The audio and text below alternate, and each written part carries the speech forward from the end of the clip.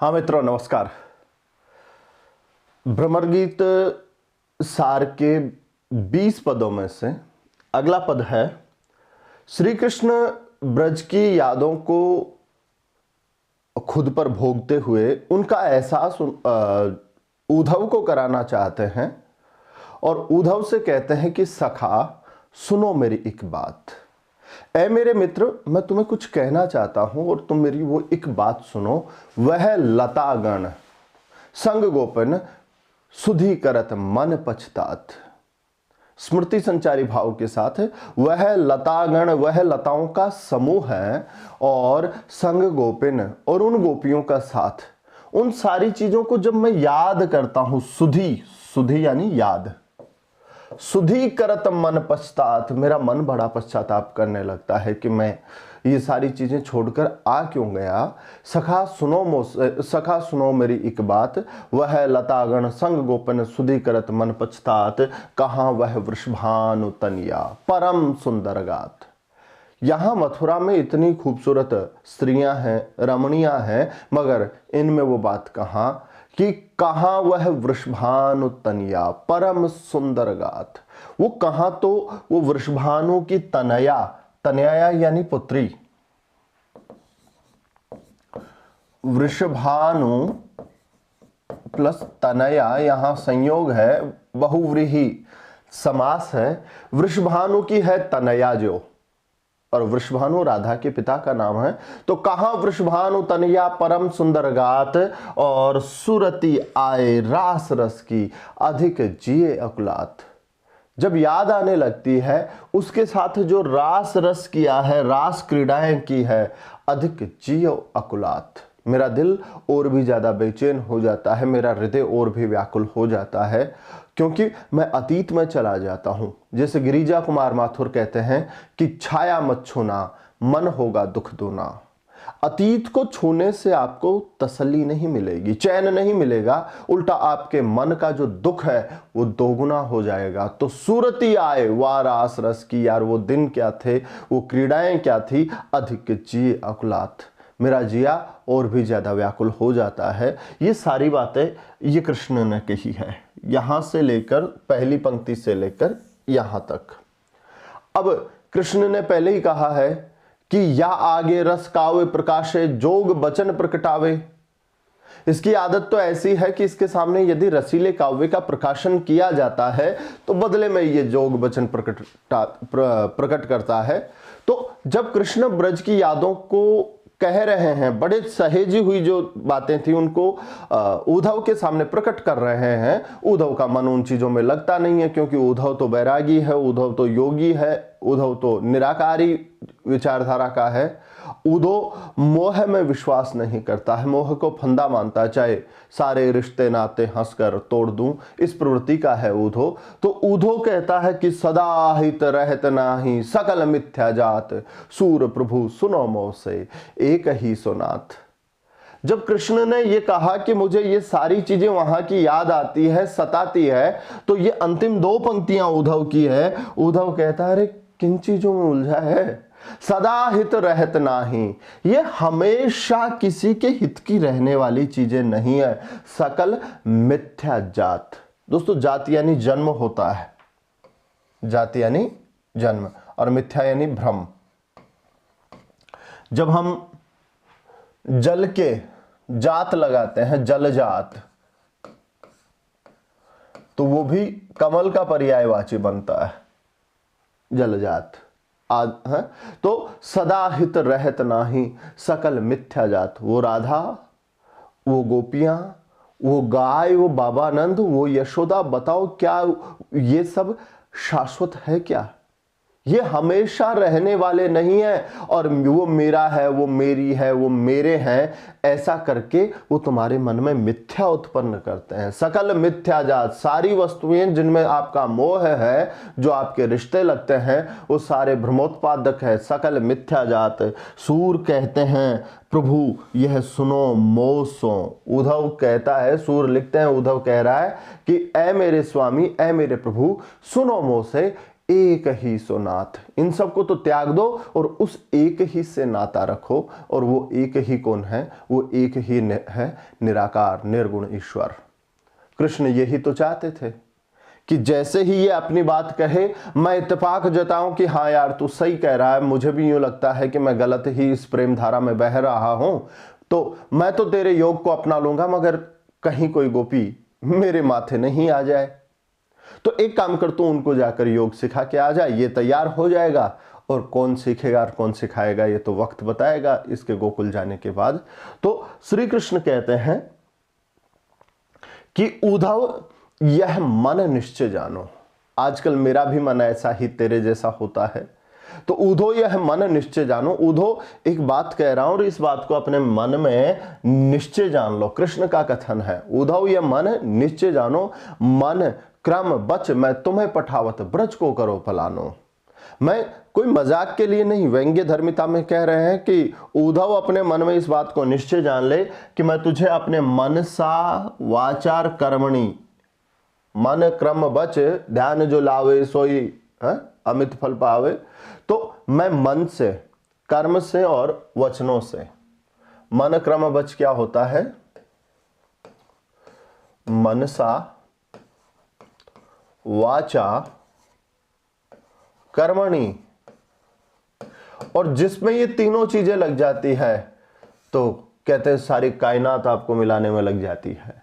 मन है तो उसी में है, वचन है तो उसी से संबंधित है, और कर्म है तो उसी से संबंधित है। तो फिर वो तो प्राप्त होगा ही होगा। मगर मन में जाने क्या है, बातों में जाने क्या है, और कर्म तो पता नहीं किससे संबंधित है, तो फिर भाई साहब बिखरे हुए हो।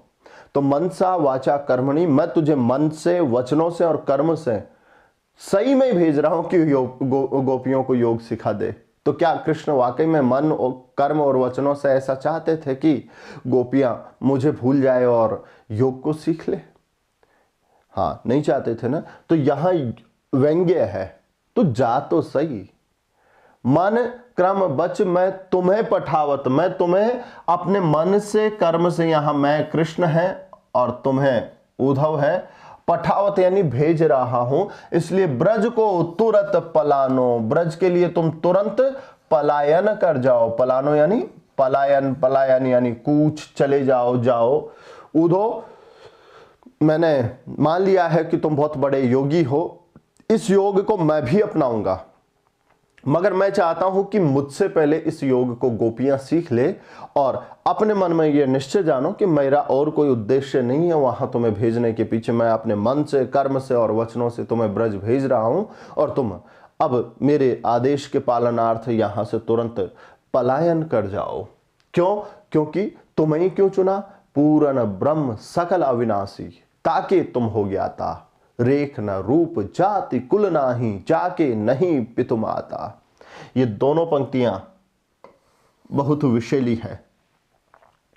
अगर स्वतंत्र रूप से पेपर में आ गई कि पूर्ण ब्रह्म सकल अविनाशी ताके तुम हो ज्ञाता, या फिर नीचे वाली आ गई रेख न रूप जाति कुल नाही, जाके नहीं पितु माता, ये किस लेखक की है?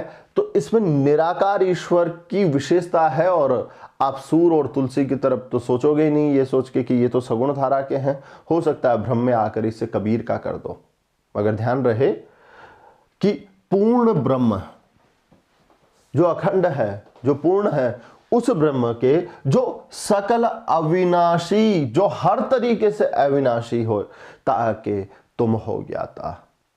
तुमने अभी कहा ना सकल मिथ्या जात, और सारे रिश्ते तो मिथ्या उत्पन्न करने वाले हैं। बस निराकार ईश्वर ही अपने आप में पूर्ण है, अटल है, सत्य है, शाश्वत है और अविनाशी है। और ताकि तुम हो ज्ञाता, और उसके तुमसे बड़े कोई ज्ञानी नहीं है। जो पूर्ण ब्रह्म है, जो सकल अविनाशी है, उसका तुमसे बढ़कर कोई ज्ञानी नहीं है। तो उन गोपियों को दूसरा कोई टीचर मिल नहीं सकता, तो तुम्हारी कोचिंग में भेजेंगे उनको, तुम जाके थोड़ा सा डेमो दिखाया हो अपना।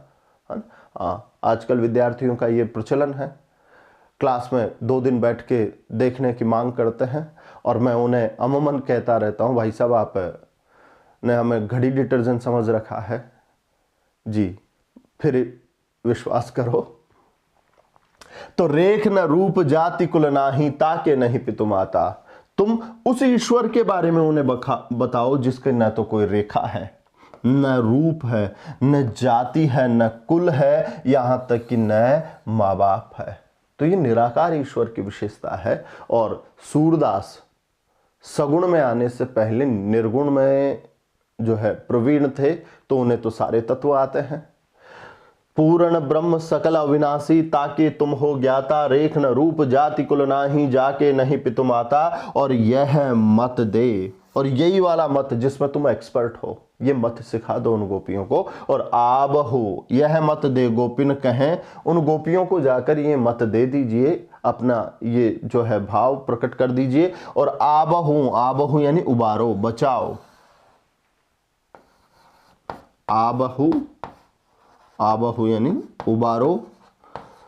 यह मत देकर, जो मेरे प्रेम में डूब रही है, उन गोपियों को तुम उबार दो जाकर। यह मत देकर, जो मुझ में, जो मेरे जैसे तुम कह रहे हो कि हम संसारी हैं, प्राकृत हैं, हम तो नश्वर हैं, उनमें से उनका ध्यान लगा के, जिसके तुम एक्सपर्ट हो उसमें ध्यान लगा दे। आबहु विरह नदी में भासती, जो विरह रूपी नदी में भासती यानी डूब रही है, उन गोपियों को जाकर यही मत देकर उनको बचा दे। और सूर तुरत यह जाए कहो, तुम ब्रह्म बिना नहीं आसती। सूर लिखते हैं, उद्धव कह रहे हैं, सूर लिखते हैं, कृष्ण कह रहे हैं उद्धव से कि तुम तुरंत यह जाए कहो। अब यहां से तुरंत जाओ और यह जाकर उन गोपियों से कह दो कि तुम, ये तुम शब्द किसके लिए आया है? गोपियों के लिए आया है, कि तुम ब्रह्म बिना नहीं आसती, आसती यानी मुक्ति, कि तुम्हारी मुक्ति ब्रह्म के बिना संभव नहीं है, और उस ब्रह्म का ज्ञानी मैं हूं। तो उद्धव यह मन निश्चय जानो, मन क्रम बच मैं तुम्हें पठावत, ब्रज को तुरंत पलानो। क्यों? तुम्हें क्यों चुना? क्योंकि पूर्ण ब्रह्म सकल अविनाशी, ताके तुम हो ज्ञाता, रेख न रूप जाति कुल नाही, जाके नहीं पितु माता। तुम उस ईश्वर के ज्ञाता हो जिसका कोई रूप, रंग, रेख, जाति, यहां तक कि कुल का भी पता नहीं है। और यही जाकर मत दे दीजिए उन गोपियों को कि गोपियां ऐसे में ध्यान लगाओ जिसका न कोई रूप है, न कोई रंग है, न कोई मत है, न कोई चाल है, न जन्म है, न मरण है। और यह मत दे गोपिन कहे, आबहु विरह नदी में भासती, और उन गोपियों को बचा लीजिए जो विरह रूपी नदी में डूब रही है। और सूर्य तुरंत जाए कहो, तुम ब्रह्म बिना नहीं आसती। और तुरंत जाकर अब उन गोपियों को कह दो कि कृष्ण से प्रेम करोगी तो तुम्हारी मुक्ति नहीं होगी, तुम्हारी मुक्ति ब्रह्मा के बिना, निर्गुण ईश्वर के बिना संभव नहीं है।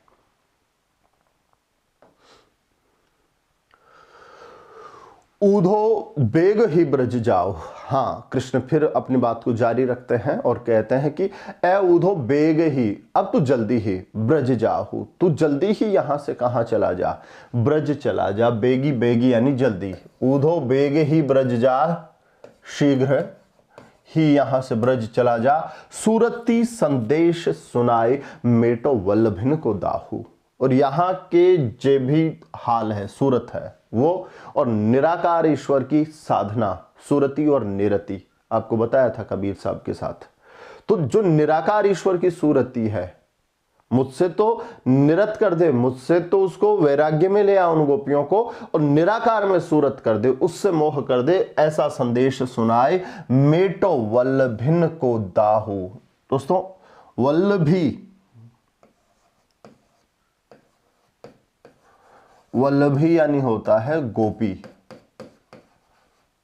वल्लभ तो आप जानते ही हो, वल्लभ यानी प्रिय, पति, और वल्लभा यानी प्रिया या पत्नी। जैसे राधा वल्लभ, राधा को है वल्लभ यानी प्रिय जो श्री कृष्ण, और जानकी वल्लभ राम है। ऐसे राम वल्लभा सीता जी के लिए आ जाएगा, कृष्ण वल्लभा राधा के लिए आ जाएगा। तो सूरती संदेश सुनाए मेटो वल्लभी, वल्लभी यानी गोपी। और आपको बताया था कि ब्रज में एक वचन का बहुवचन बनाने के लिए उसके साथ नय लगा दिया जाता है। तो सूरती संदेश सुनाए, मेटो वल्लभिन को दाहू। उन गोपियों का दाह, जलन मिटाओ, जो मेरे विरह में जल रही है, उन गोपियों को निराकार ईश्वर का संदेशा देकर उनकी दहन को, उनकी जलन को मिटा दो। क्यों? क्योंकि काम पावक तूल तन बिरह श्वास समीर भस्म होन नहीं पावत लोचनन के नोर। जो गोपियां मुझसे प्रेम करती है वो काम रूपी, सांग रूपक अलंकार है यहां, काम रूपी पावक। देखो पहले यूं समझो, मान लीजिए एक रुई का ढेर है और उस रुई के ढेर में हल्की सी आग रख दो और फिर हवा के झोंके मारो, तो वो रुई तो सुलग जाएगी और ऐसे जल के एक दिन राख हो जानी है। तो ये रुई तो है गोपियों का शरीर, कोमल शरीर, और इस रुई में आग है, कामाग्नि, काम रूपी आग जल रही है और विरह के कारण सांसें बड़ी गर्म है और तेजी से ले रही है, जो उस आग को सुलगाने का या भड़काने का काम करती है। तो काम पावक, काम रूपी अग्नि उनके तूल से तन में, तूल यानी रुई से शरीर में जल रही है, और विरह श्वास समीर, और विरह के कारण श्वास रूपी समीर भी चलता है। तो ऐसे में तो वो जल गोपियां जिस दिन से मैं आया उसी दिन से ऐसी हो रही है और जलकर भस्म हो जानी चाहिए ना, मगर नहीं, वो रुई जो जली ना उसी समय मानो बरसात हो जाए तो फिर वापस ठंडी हो जाएगी, शीतल हो जाएगी। तो भस्म नाहिन होन पावत, ऐसी स्थिति होने के बावजूद भी काम पावक तूलमय तन बिरह श्वास समीर भस्म नाहिन होन पावत, फिर भी जलकर भस्म नहीं हो पा रही है। लोचनन के नीर, क्योंकि उनकी आंखों से क्या बहता रहता है, नीर यानी आंसू बहते रहते हैं। और मुझे याद कर करके उनके शरीर की ये जो दशा है, मेरा कान्हा आ जाएगा, मेरा कृष्ण आ जाएगा, हमारा प्रियतम आ जाएगा, ऐसा विचार कर करके अभी तक तो उनकी आंखों से जो आंसू बहते हैं वो आग बुझ जाती है। भस्म नाहिन हो न पावत, अभी तक तो जलकर भस्म हो नहीं पाई। कारण क्या है, लोचनन के नीर। मगर अजोह लो, अजों का अर्थ है आजहूं,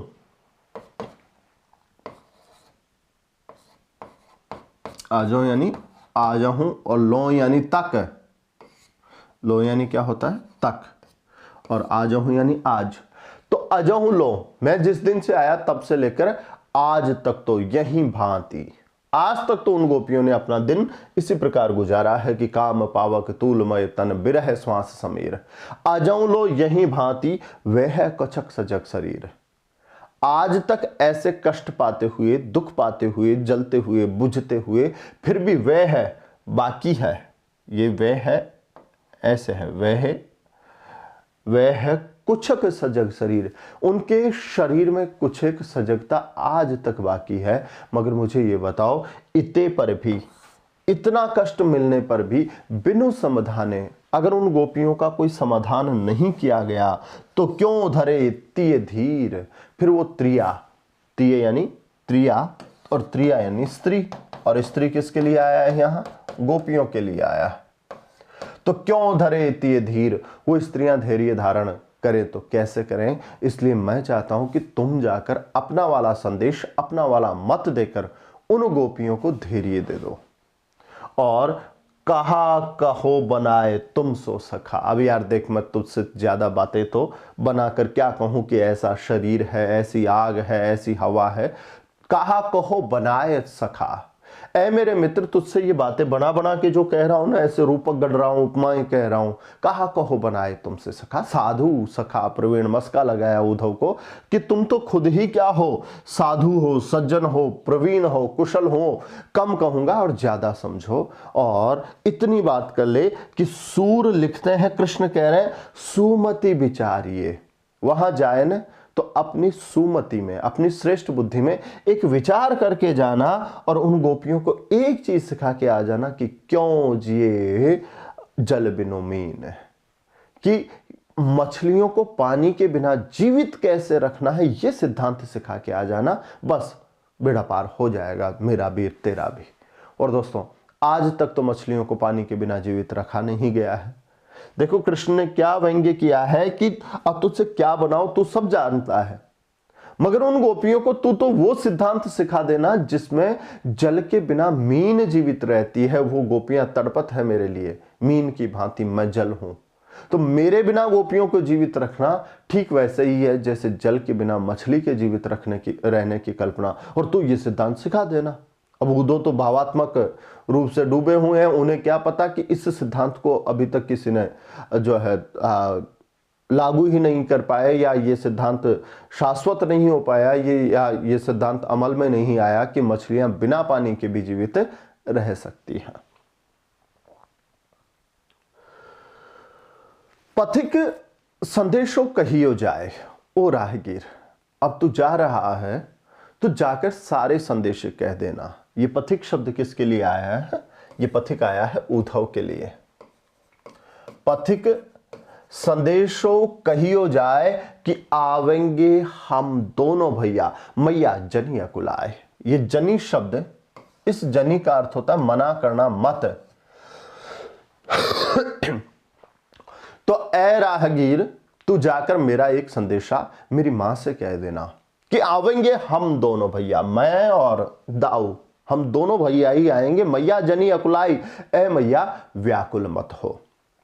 मैया यहां यशोदा के लिए आया है, मगर मेरी मैया को कह देना, या को बिलग बहुत हम मान्यो। मां, मुझे बहुत बुरा लगा एक बात सुन के जो कही पठियो धाए। मैंने सुना है तुमने एक पत्र लिखा है, कह भेजा था कि मैं तो तुम्हारे बेटों की धाई हूं। जाको यानी इस बात का, बिलग बहुत, बिलग यानी बुरा, बिलग बहुत हम मान्यो। और ये हम शब्द दोस्तों दोनों भाइयों के लिए नहीं आया, याद रख लेना। हम यानी मैं है। ये ब्रज में ऐसा होता है, ब्रज वाले बड़े समझदार होते हैं, सामने वाले को तो तू कहते हैं और खुद को हम कहते हैं। गुरुजी हम आगे तुम ना आए। तो यहां या को बिलग बहुत हम माने, बिलग मानना यानी बुरा मानना। तो इस बात का मैंने बहुत बुरा माना मां, संदेशा कहना जाके मेरी मां से, यशोदा से, कि या को बिलग बहुत हम मान्यो, जो कही पठियो धाय, जो तूने कह भेजा था, पठियो यानी भेजना, है ना। भोर भये मोए गैयन के पाछे, मधुबन मोहि पठायो, या दे बीड़ा रघुनाथ पठाए। तो पठाने का अर्थ होता है प्रस्थान करना, भेजना। तो या को बिलग बहुत हम मान्यो, जो कही पठियो धाय, जो तुमने अपने आप को हमारी मां ने कह के क्या भेजा था, धाय कह भेजा था। दोस्तों एक पत्र लिखते हैं यशोदा जी देवकी को, और उसमें लिखा है कि हो तो धाय तिहारे सुत की, मया करत ही रहियो। ए देवकी, मैं तो तेरे बच्चों की धाय हूं, जननी नहीं हूं। दूध पिलाया है और मया करती रही हो, मुझ पे कृपा करती ही रहना। अब ये बात पता नहीं कैसे कृष्ण को पता चल गई कि यशोदा ने अपने आप को हमारी मां ने कह के धाय कहा है, तो उसे कह देना, जाको बिलग बहुत हम मान्यो, जो कही पठियो धाय। अरे कहां लो कीर्ति मान ही तुम्हारी, बड़ो कियो पय पाए। मां कहां तक कहो लो, यानी कहां तक कीर्ति मान ही तुम्हारी, मैं कहां तक तुम्हारा उपकार चुकाऊंगा। बड़ो कियो पय पाए, तुमने मुझे बड़ा किया है अपना दूध पिलाकर। पय पय यानी दूध। कहां लो कीर्ति माने तिहारी, बड़ो कियो पय पाए, और कहियो जाए नंद बाबा सो। और मेरी एक बात जाके बाबा नंद से भी कह देना कि कहियो जाए नंद बाबा सो, अरु गही पकड़ियो पाए। कैसे कहना, गही पकड़ियो यानी पकड़ लेना, पाए यानी पैर। बाबा नंद के पैर पकड़ के बाबा नंद से कहना कि दो दुखी हो नहीं पावत, धूमरी धोली गाय। मेरी दो बड़ी फेवरेट गाय हैं, धूमरी धूम्रवर्णी यानी काली, और धोरी यानी धोली गाय। देखो ये चरवाही संस्कृति है, राजा बन गए हैं मगर वहां मन अभी भी गायों में है। तो कहियो नंद बाबा सु अरु गही पकड़ियो पाए, कि दो दुखी हो नहीं पावत। जो दो गायें हैं ना वो दुखी नहीं हो पाए। और वो दो गायें कैसी है, धूमरी और धोली है। यद्यपि मथुरा वैभव बहुत है, बाबा नंद से कहना, यद्यपि मथुरा में वैभव बहुत है, मगर तुम बिन कछु न सुहाय, मगर तुम्हारे बिना कुछ भी अच्छा नहीं लगता है। सूरदास ब्रजवासी लोग ने भेंटत हृदय जुड़ाए। सूरदास लिखते हैं, कृष्ण कह रहे हैं उद्धव से कि ब्रजवासी लोग ने, तो उन ब्रजवासी लोगों से भेंटत हृदय जुड़ाए, तो मुलाकात करना हृदय जुड़ाकर, छाती से लगाकर, राजपणे के ठसके में मत रह जाना, ऐसे मिलना जैसे उनका मित्र ही आया है। कि नीके रहियो जसुमती मैया। अगला पद है दोस्तों, उसमें यशोदा मैया के प्रति श्री कृष्ण कह रहे हैं निकारी जो, और निका रहना तो आप जानते हो कुशलता से, अच्छे तरीके से। माँ यशोदा उनको संदेश देना कि आप कुशलता से रहना, अच्छे से रहना, और आवेंगे दिन 4-5 में हम हलधर दो वीरे, कि आवेंगे दिन 4-5 में हम और हलधर दो भैया, दोनों भाई। कौन कौन है? हम हलधर। यहां हम शब्द किसके लिए आया है? नीके रहियो जसुमती मैया, आवेंगे दिन 4-5 में हम हलधर दो बीरा। हम शब्द किसके लिए आया है? कृष्ण के लिए। बी बलराम के लिए। सी कृष्ण और बलराम दोनों के लिए। और डी उद्धव के लिए। हाँ जी, आवेंगे दिन 4-5 में हम हलधर दो बीरे, और अगर ऐसा प्रश्न आता है तो मारे जाओगे, ढंग से नहीं सोचा तो। यहां कृष्ण और बलराम के लिए नहीं है, ये सिर्फ कृष्ण के लिए है कि आवेंगे दिन 4-5 में हम दो भैया आता, तब तो भाई साहब दोनों के लिए हो जाता। मगर इस हम के लिए क्या आया है? मैं। और इसको खड़ी बोली में प्रयोग करके देखो कि 4-5 दिन में मैं हलधर दो भैया आएंगे, मैं और हलधर दोनों भाई आएंगे। तो मैं और हलधर दोनों भाई आएंगे, तो ये मैं और हलधर कौन है? तो फिर मैं अकेला सेपरेट हो गया ना, हलधर की तो संज्ञा ही दे दी। बलराम हलधर, हल को धारण करने वाला। तो अगर इसको कोई यूं कहता है कि 4-5 दिन में मैं और बलराम आएंगे, तो फिर मैं कौन है? मैं कृष्ण अकेले हैं ना। अब वहां पर अकेले के लिए भी हम शब्द आता है, तो ये भूल कर भी इसको कृष्ण और बलराम मत कर देना। यहां अकेले कृष्ण के लिए आया है। जा दिन ते हम तुम ते बिछड़ो, देखो फिर आ गया है। जिस दिन से मैं तुमसे बिछड़ा हूं, काहू न कयो कन्हैया, मुझे आज तक किसी ने कन्हैया नहीं किया, और कबौ न प्रात कियो कलेवा, और तुमसे बिछड़ने के बाद सुबह कभी मैंने कलेवा नहीं किया, और सांझ न पीन्यो छैया, तुम्हारे हाथ से जो माखन मिश्री का कलेवा मुझे मिलता था, कबहु न प्रात कियो कलैया, और सांझ न पीन्यो छैया। दोस्तों ये छैया को छाछ मत कर देना प्लीज। ये छैया जो शब्द है यह है धारोष्ण, धार प्लस उष्ण, निपनैया दूध बिना पानी का निकलता निकलता ही। संध्या के समय छाछ वर्जित है, वहां दही नहीं है। ये छैया क्या है? ये वो दूध है जो निकाला है जस्ट, और उसको मैंने तो पानी डाला है न गर्म किया है, कच्चा जिसे कहते हैं। तो कबौ न प्रात कियो कलेवा, सांझ न पियो छैया, और बंसी बैन संभार राखियो, और अबेर सबेर। मेरी बांसुरी, बंसी बैनी यानी बांसुरी संभाल के राखियो, और अबेर सबेर। चोरी दो ही समय होती है, या तो अर्ली इन द मॉर्निंग या रात को बहुत देर से। अबेर सबेर हम बोलते रहते हैं, देर सबेर। कहीं ऐसा ना हो कि बंसी बैन संभार राखियो और अबेर सबेर, मत ले जाए चुराए राधिका कछु खिलौनों मेरो। उस राधा को एक धुनकी लगी है, कर मुरली सिर मोर पंख पीतांबर उर बनमाल। याद है ना, पहले पद में आया था, राधा मेरा रूप ले लेती है, मेरा रूप लेने के लिए वो बांसुरी चुराने के लिए आएगी। तो बंसी बैन संभार राखियो और अबेर सबेर, मति ले जाए चुराए राधिका कछु खिलौनों मेरो। कहीं ऐसा ना हो कि वो राधा मेरा कोई खिलौना चुरा कर ले जाए। मति ले जाए चुराए राधिका कछु खिलौनों मेरो, और कहियो जाए नंद बाबा सो निपट निठुर जियो कीन्यो। ए बाबा नंद, आपने तो पूरी तरह से, ये प्रविशेषण है, ये विशेषण है, और ये संज्ञा है, विशेष्य है। निपट यानी पूर्णता है, निठुर यानी निष्ठुर, निष्ठुर यानी कठोर, और जिये यानी हृदय कीनो। आपने तो हमारी ओर से पूरी तरह ही अपने कलेजे को बड़ा कठोर कर लिया है। ऐसे पटक के भूलते हैं क्या? कहियो जाए नंद बाबा सो निपट निठुर जिये कीनो, और सूर श्याम पहुंचाए मधुपुरी बहुरी संदेश न लेन्यो।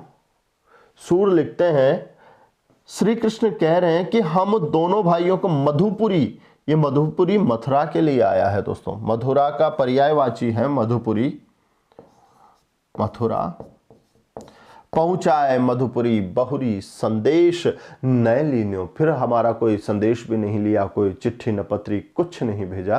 तो इतना भी कठोर हृदय करता है क्या कोई अपनी संतान की ओर से? ये संदेश भेजे हैं कृष्ण ने। अब ऊधो मन अभिलाष बढ़ाई। ऊधो अपने मन में इच्छाओं को बढ़ा लेता है। अरे यार, मैं तो यूं सोचता था कि मेरे योग को मैं ही जानता हूं, योग को लोग कम समझ पाते हैं, यहां तो राजा जी खुद ही योग में डूबने को तैयार है। तो ऊधो मन अभिलाष बढ़ायो, ऊधो ने अपने मन की इच्छाओं को बढ़ा लिया और जदुपति जोग जान जे साचो नैन आकाश चढ़ायो। जदुपति यादवों का स्वामी अर्थात श्री कृष्ण खुद ही जदुपति जान जोग जिए सांचो, जदुपति श्री कृष्ण ही योग को अपने जिया में जब सच्चा मानने लगे हैं, इसका मतलब उनके ही हृदय में जब प्रेम नहीं रहा तो नैन आकाश चढ़ायो। तो फिर तो मेरा तो संप्रदाय चल निकला। अब तो लोग, जब राजा ही योगी हो जाएगा तो प्रजा तो योगी होगी ही, योग के पथ पे चलेगी। तो नैन आकाश चढ़ायो, अपनी आंखों को आकाश की ओर कर लेता है। नैन आकाश चढ़ायो इसका मतलब ये नहीं है अपनी आंखों को आकाश में रख दिया, जैसे वो शतक लगा के यूं करते हैं ना, हेलमेट उतार के भगवान की ओर, हाँ, तो अपनी ऊपर, तो उससे भी दंभ हो जाता है और अपनी आंखों को ऊपर की ओर कर लेता है। और नारिन पे मोह को पठवत है, और फिर लगता है यार कौन से बड़े पंडितों के पास भेज रहा है, स्त्रियों के पास भेज रहा है, मूर्ख बनाना कौन सी बड़ी बात है। दो तर्क दूंगा ऐसा हो जाएगा, मगर पता नहीं है कि वहां तो गुरुओं की गुरु बैठी है कि नारिन पे मोकू, मोकू यानी मुझको, ऊधो कह रहा है मुझे पठवत है, भेज रहा है, और कहत सिखावन योग, और ये कह रहा है कि जाकर उन स्त्रियों को योग सिखा दे। मन ही मन सब करत प्रशंसा है सकल मिथ्या सुख भोग। और इन लोगों का मेरे समझ में ही नहीं आ रहा। देखो, बाहर से तो हम प्रेम मार्गी प्रेम मार्गी प्रेम मार्गी कर रहे हैं, और मन ही मन सब करत प्रशंसा, जबकि मेरे योग की मन ही मन सब लोग क्या करते हैं, प्रशंसा करते हैं। और है मिथ्या सुख भोग, और ये भी मानते हैं कि सुख और भोग की चीजें सारी की सारी मिथ्या है। आए फिर वो एक मन में संदेह आता है, यार कृष्ण ऐसा आदमी है तो नहीं कि प्रेम को इतने सहज भूल जाएगा। मगर फिर लगता है कि राजा है, चाहे मजाक भी किया है तो जाना पड़ेगा। आयसु, आयसु यानी आज्ञा, आयसु मान लियो सिर ऊपर, मुझे इनकी आज्ञा को सिर ऊपर कर लेना है, क्योंकि राजा की आज्ञा को मानना है। तो मैंने इनकी आज्ञा को अपने सिर पर धर लिया है। प्रभु आज्ञा प्रमाण, और प्रभु की आज्ञा को, स्वामी की आज्ञा को कभी प्रमाण की आवश्यकता नहीं पड़ती है कि भाई साहब किसी से कंफर्म करो कि भेज ही रहे हैं ना, या मजाक तो नहीं कर रहे हैं। और सूरदास प्रभु पठवत गोकुल में, क्यों कहूं कि आन। सूरदास लिखते हैं, उद्धव विचार रहा है कि मुझे तो मेरा स्वामी श्री कृष्ण, मेरा राजा भेज रहा है गोकुल में, तो क्यों कहूं कि आन। तो फिर मैं कोई आन बात, दूसरी बात क्यों कहूं कि कृष्ण ऐसा क्या हो गया अचानक, पहले तो आप ऐसे नहीं थे, ये सारी चीजें करके। बाकी बातें हम नेक्स्ट वीडियो में करेंगे साथियों। धन्यवाद।